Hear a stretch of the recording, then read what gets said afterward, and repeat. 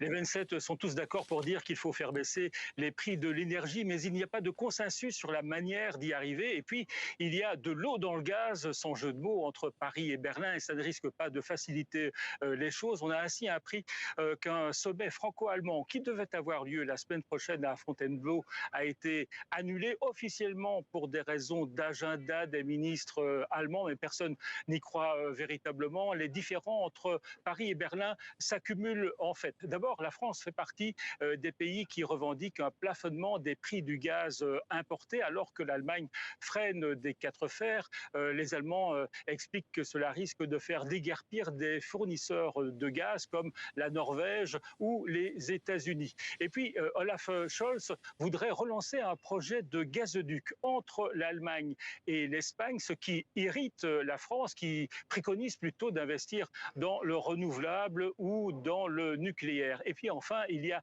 l'initiative allemande de débloquer 200 milliards pour aider notamment les entreprises, ce qui risque de fausser la concurrence entre pays européens. La France parle d'actions isolées et plaide pour plus de solidarité. Bref, Olaf Scholz et Emmanuel Macron vont se rencontrer ce matin avant le sommet pour essayer de réchauffer leurs relations, mais il ne faudra pas ajouter des glaçons dans l'apéro.